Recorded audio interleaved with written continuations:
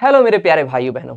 आप सब सोच रहे होंगे कि पहले ये यूजीसी कानून आया, फिर इसमें विरोध हुआ, समर्थन हुआ और बाद में सुप्रीम कोर्ट ने इसे बैन कर दिया। ऐसा क्यों हुआ? सबके दिमाग में एक प्रश्न चल रहा है कि भाई आखिर ऐसा क्या हुआ? ऐसा कौन सा कारण था जिसके कारण से, जिसके वजह से सुप्रीम कोर्ट ने भैया इसको क्या कर दिया, स्टे लगा दिया कि भैया अभी ये कानून लागू नहीं होगा। तो मुझे पता है आप सबके मन में ऐसे विचार आ रहे हैं, तो मुझे लगा क्यों ना इन विचारों का समाधान किया जाए। उन्हीं विचारों के समाधान के साथ मैं आपका प्यारा भाई हिमांशु सिंह लेकर आया हूं आपके बीच में ये बहुत बढ़िया सा एक कंटेंट, जिसमें मैं आपको बताने वाला हूं कि आप किस प्रकार से यूजीसी के बारे में बहुत बेहतरीन तरीके से समझ सकते हैं। जैसे कि यहां पर लिखा हुआ है कि यूजीसी इक्विटी कानून पर सुप्रीम कोर्ट की रोक, समानता रुकी या फिर संविधान जीत गया। ऐसा क्या हो भैया, इससे क्या हुआ? समानता रुक गई, क्योंकि भैया यूजीसी कानून में कहा गया था कि भैया ये जो कानून हम ला रहे हैं ये छात्रों के बीच में, जो कैंपस यूनिवर्सिटी विश्वविद्यालय के जो छात्र होते हैं उनके बीच में जो जातिगत भेदभाव होते हैं उनको समान करने के लिए ला रहे हैं। फिर भैया यहां पर तो भैया स्टे लगा दिया। इसका मतलब अब क्या हुआ? समानता रुक गई, अब लोग समान नहीं होंगे, या फिर यहां पर संविधान की जीत हुई। तो इस प्रकार से हम क्या करेंगे, इसको समझने का प्रयास करेंगे। आइए चलते हैं अगली स्लाइड पर। लिखा हुआ है यूजीसी इक्विटी कानून आखिर क्या है, जो कि मैं आपको पहले भी बता चुका हूं कि भैया यह एक ऐसा कानून था जो कि यूनिवर्सिटी कैंपस में जातिगत भेदभाव को रोकने के लिए लाया गया था। इसके पीछे और भी बहुत सारे राजनीतिक कारण भी थे, जो कि मैं एक वीडियो में आपको समझा चुका हूं। अगर अभी तक आपने वो वीडियो नहीं देखा है तो वीडियो के डिस्क्रिप्शन में उस वीडियो का लिंक मिल जाएगा, आप जाकर वहां से वो वीडियो देख लीजिए तो बहुत अच्छी तरीके से समझ जाएंगे। हालांकि आइए बात करते हैं, यहां पर हम शॉर्ट में समझने का प्रयास करते हैं। भैया बताया गया कि उच्च शिक्षा में हर वर्ग, हर छात्र को बराबर अवसर देना, इसलिए यूजीसी कानून लाया गया था। यानी जो पीछे रह गए हैं, जिनके पास संसाधन कम है, उनके लिए एक्स्ट्रा सपोर्ट, एक्स्ट्रा मदद सुनिश्चित करवाना, ऐसा कुछ बताया जाता है। लेकिन इसको वास्तव में आप बहुत एक्सप्लेन के साथ बहुत बढ़िया तरीके से समझना चाहते हैं तो पहले वाला वीडियो जरूर देखिएगा। आगे चलते हैं। अगर ये समानता के लिए था तो आखिर ऐसे क्या वजह थी जो इसमें विवाद शुरू हो गया? विवाद शुरू होने के कारण की बात करते हैं तो कुछ लोगों और राज्यों ने कहा कि जो यूजीसी का नियम है सभी छात्रों को बराबर नहीं देख रहा है, कुछ को ज्यादा फायदा, कुछ को नुकसान भी हो रहा। बिल्कुल, क्यों? क्योंकि भैया कहीं ना कहीं उसमें दो ग्रुपों में लोगों को बांट दिया गया था, जिसमें एक ग्रुप में थी ओबीसी, एससी, एसटी। अब एक तरफ क्या थे भैया, जनरल कैटेगरी के। अब बात ये थी कि एक तरफ इस ग्रुप को कर दिया गया, एक ग्रुप को इस तरह कर दिया। इनके लिए एक नियम बना दिया गया, इनके लिए एक नियम बना दिया गया कि अगर कोई जनरल कैटेगरी का व्यक्ति इनके प्रति भेदभाव करता है तो क्या किया जाएगा, उनके प्रति भैया कानूनी कार्रवाई की जाएगी। ये तो बहुत अच्छी बात है, भेदभाव बिल्कुल नहीं होना चाहिए, जातिगत भेदभाव बिल्कुल नहीं होना चाहिए। लेकिन अगर किसी इस कैटेगरी के व्यक्ति ने किसी इस कैटेगरी वाले व्यक्ति के साथ भेदभाव कर दिया गया तो उसके संरक्षण की कोई बात नहीं कहेगी। भैया झूठा आरोप भी तो लगाया जा सकता है ना कि इसने हमको परेशान किया, संरक्षण की कोई बात नहीं की गई, इनके संरक्षण की बात करी गई। इसलिए क्या हुआ भैया, लोग इनका विरोध करने लगे। जब विरोध हुआ तो फिर क्या हुआ, इससे हुआ क्या, आओ चलते हैं। जब विरोध हुआ, समर्थन हुआ, तो याचिका पहुंची सुप्रीम कोर्ट, हमारे माननीय उच्च न्यायालय में। अब यहां बात कुछ और भी जानने की है।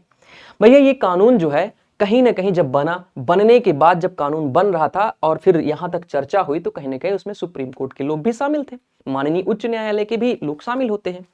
अब माननीय उच्च न्यायालय ने इसको क्या लिया भैया, इस रूल को संज्ञान में लिया। अगर माननीय उच्च न्यायालय जी ने इसको संज्ञान में लिया, बहुत अच्छी बात है, लेना भी चाहिए। हमारा न्यायालय इसी के लिए बना हुआ है कि हमारे भारतीय नागरिकों के साथ किसी भी प्रकार का भेदभाव, किसी भी प्रकार की शोषण विरोधी गतिविधियां नहीं होने पाए, इसके लिए बना हुआ है। इसके लिए हमारे संविधान में अधिकार भी दिए गए हैं, अधिकार भी हैं। तो उन अधिकारों की रक्षा भी हमारा न्यायालय करता है। तो खासकर उसके आधार पर न्यायालय ने भैया इसमें हस्तक्षेप किया और इसका संज्ञान लिया। याचिका में कहा गया है कि यह संविधान के अनुच्छेद 14 जो कि समानता का अधिकार है, सारे छात्र क्या होंगे, समान होंगे, सारे लोग एक समान होंगे, ऐसा कहा गया है, को टकराता है। अब कभी भी संसद को सीधे सीधे आदेश होता है कि आप कोई ऐसा कानून नहीं बनाएंगे, या फिर यूजीसी को सीधे सीधे कहा गया है कि आप कोई ऐसा कानून नहीं बनाएंगे जो कि भैया हमारे संविधान के कानूनों से टकराएगा। अगर आप कोई ऐसा कानून बनाते हैं जो कि संविधान के द्वारा दिए गए अधिकारों से टकराता है तो उस कानून को रद्द कर दिया जाएगा, स्टे कर दिया जाएगा, ऐसा कुछ करके कहा गया। अब इसमें सुप्रीम कोर्ट ने कहा कि बराबरी देने के चक्कर में सुप्रीम कोर्ट को, माननीय उच्च न्यायालय को, माननीय सर्वोच्च न्यायालय को ऐसा लगता है कि बराबरी देने के चक्कर में नई असमानता पैदा की जा रही, जो कि यहां पर हमको साफ साफ देखने को मिलती है कि कहीं ना कहीं दो ग्रुपों में बांटा जा रहा है, जनरल, SC ST OBC, जिसमें हम बीच में एक खाई को पैदा कर रहे हैं जो कि हमें दिखाई दे रही है।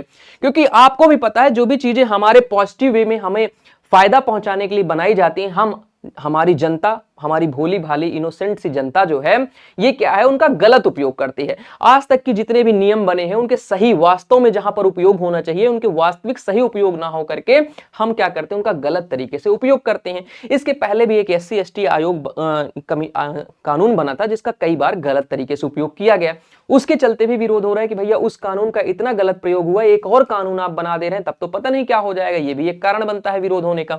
फिर उसमें बात आती है कि भैया बराबरी तो दे रहे हैं लेकिन कहीं ना कहीं आप इससे और ज्यादा असमानता फैलाने का भी काम कर रहे हैं। तो भैया यहां समानता का अधिकार है और यहां असमानता हो गई है, तो कहीं ना कहीं टकरा रहे हैं आपस में, इसलिए भी सुप्रीम कोर्ट ने इसमें याचिका को ध्यान में लिया।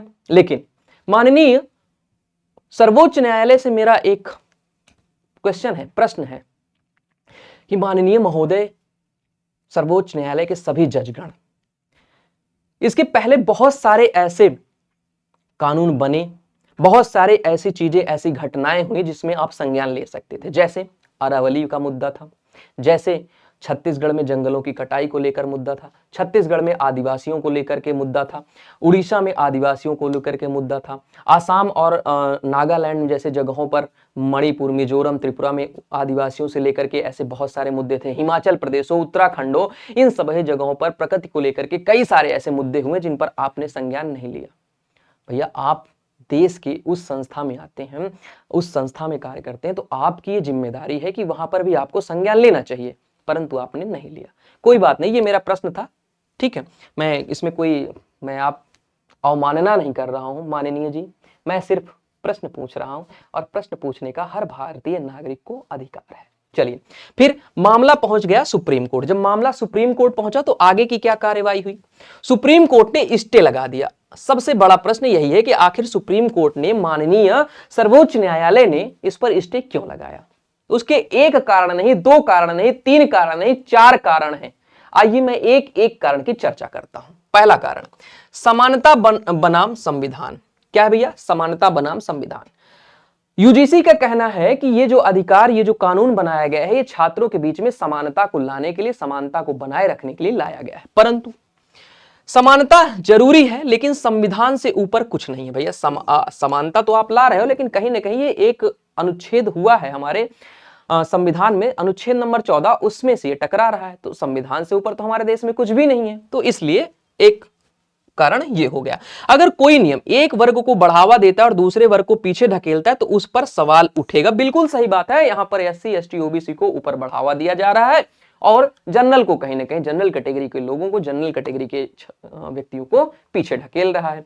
तो इसलिए भी क्या है, इसमें बहुत सारे सवाल उठेंगे, इसलिए सुप्रीम कोर्ट जी ने इसमें स्टे लगाया। दूसरे कारण की चर्चा करते हैं। दूसरा कारण है यूजीसी ने सीमा पार की। भैया यूजीसी जो है, यूनिवर्सिटी ग्रांट कमीशन, विश्वविद्यालय अनुदान आयोग, उसके कुछ लिमिटेशन है कि भैया आपको इस लिमिट के अंदर रहकर ही काम करना है। परंतु यहां पर इस कानून को बनाते समय यूजीसी ने सीमा को पार किया है। एक कारण यह होता है, क्या है? यूजीसी का काम है शिक्षा के मानक को तय करना, लेकिन नए इक्विटी नियम में भैया यूजीसी का मानना है कि शिक्षा को बढ़ावा देना, शिक्षा को जितना प्रमोट करने के लिए आप जो कर सकते हैं करिए। लेकिन यहां पर क्या किया शिक्षा ने? यहां पर प्रवेश की प्रक्रिया में, चयन प्रक्रिया में अन्य मामले जैसे दखल दिया है। कोर्ट ने उनसे प्रश्न भी पूछा कि क्या यूजीसी अपने अधिकार क्षेत्र से बाहर जा रहा है। कोर्ट से यह प्रश्न हो सकता है ना कि क्या यूजीसी अपने अधिकार क्षेत्र से बाहर जा रहा है, जितने उसके अधिकार हैं उनसे बाहर की चीजों पर वो बात कर रहा है, कानून बना रहा है, ये भी हो सकता है। दैट्स वाई दूसरा कारण हो गया। तीसरे कारण की चर्चा करें तो राज्यों के अधिकार। अब यहां पर क्या हुआ कि भैया ये जो कानून है शिक्षा का जो कानून है, ये संघ सूची का विषय है, नहीं सॉरी समवर्ती सूची का विषय है। इस पे केंद्र और राज्य दोनों ही कानून बना सकते हैं, लेकिन दोनों के विषय, कई राज्यों का कहना है कि केंद्र यूजीसी के जरिए हमारी शिक्षा नीति तय कर रहा है, यह संघीय ढांचे का मुद्दा बनाया गया। कहने का मतलब यह है कि तीसरा जो कारण बनता है वो ये है कि कई राज्यों का ऐसा कहना है कि जो यूजीसी है वो केंद्र सरकार का एक संस्थान है, केंद्र सरकार का एक संगठन है, एक आयोग है, और उसके माध्यम से, उस आयोग के माध्यम से केंद्र सरकार राज्यों के जो अधिकार है कहीं ना कहीं उनको छीनने का प्रयास कर रही है। तो तीसरा कारण ये बन जाता है। चौथे कारण की बात करते हैं तो छात्रों के भविष्य का खतरा बताया जाता है। किस प्रकार से? कोर्ट ने सबसे अहम बात कही है कि अगर बाद में कानून गलत निकला, अगर बाद में कानून गलत निकला, छात्रों ने इसका गलत प्रयोग करना शुरू कर दिया, जैसे किसी होनहार, किसी बहुत शुद्ध, बहुत साफ सुथरे छवि वाले छात्र का भविष्य बर्बाद हो गया, तब इसका क्या होगा? तो भैया अभी जो संभावनाएं बाद में हम देख सकते हैं, जिन चीजों की बाद में संभावनाएं है, कहीं ना कहीं उसको अभी हम इस कानून में संशोधित करके उन बिंदुओं को ऐड कर दें ताकि इस कानून के बाद में गलत प्रयोग ना हो सके। इसलिए भी स्टे लगाया गया। कह रहा है कि अगर बाद में कानून गलत निकला और अभी लागू हो गया तो छात्रों का नुकसान कौन सुधारेगा?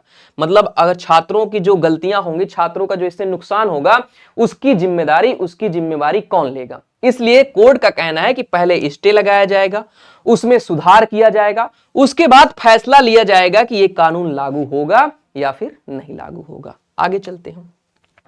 अब इस कानून का आगे क्या हो सकता है? कानून लागू हो सकता है, कानून रद्द हो सकता है, इसके आगे की क्या इसकी वे हैं, इसके आगे के क्या रास्ते हैं, क्या दिखाई देता है, उसके बारे में जानू करें। तो संभावना एक, पहली संभावना यह है कि कानून सही माना जाए लेकिन संशोधन के साथ इक्विटी रहेगा लेकिन तरीका बदलेगा। कहने का मतलब है कि कानून सही है, बिल्कुल सही है, उसमें कोई दिक्कत नहीं, परंतु इसमें कुछ संशोधन किए जाएंगे, इसमें कुछ जनरल जो वर्ग के लोग हैं उनको भी संरक्षण प्रदान किया जाएगा कि अगर कोई व्यक्ति गलत तरीके से इस कानून का प्रयोग करता है तो उस जनरल वर्ग के लोग इससे किस प्रकार से संरक्षण प्राप्त कर सकते हैं। और दूसरा बिंदु कि अगर गलत पाया जाता है कोई एससी एसटी ओबीसी का व्यक्ति जो गलत दोषारोपण करता है तो उसके लिए भी सजा का निर्धारण होगा ताकि वो गलत तरीके से इस कानून का प्रयोग ना करे, वही इसमें कहा गया है। दूसरा संभावना क्या हो सकती है? कुछ हिस्से रद्द कर दिया जाए, कुछ पोर्शन जो है वो रद्द कर दिए जाए और कुछ को लागू कर दिया जाए। किनको लागू कर दिया जाएगा? जो सही होंगे, जो सर्वमान्य होंगे, लेकिन कानून लागू करने का तरीका गलत नहीं होना चाहिए। क्या है? लेकिन लागू करने का तरीका गलत नहीं होना चाहिए, मतलब गलत तरीके से कानून नहीं लागू होना चाहिए। तो ये थे भैया कारण जिसकी वजह से सुप्रीम कोर्ट, माननीय सर्वोच्च न्यायालय जी ने यूजीसी इक्विटी कानून पर स्टे लगाया। उम्मीद करता हूं आप सब समझ गए होंगे बहुत बेहतरीन तरीके से इस पार्ट को। अगर आप इस पार्ट को बहुत बेहतरीन तरीके से समझ गए हैं भैया तो आप क्या करेंगे? आगे जानेंगे। आगे इस कानून का क्या होगा? संभावना तीन की बात करेंगे। पूरा कानून असंवैधानिक अगर कोर्ट को लगा कि जो पूरा कानून है ये बिल्कुल संविधान को इग्नोर करके दरकिनार करके बनाया गया है तो क्या होगा? अधिकारों का उल्लंघन किया गया, तो यूजीसी अपने सीमा के बाहर गया है तो इसको क्या कर दिया जाएगा? कैंसिल कर दिया जाएगा। आगे आम जनता और छात्रों के लिए इसका क्या मतलब है?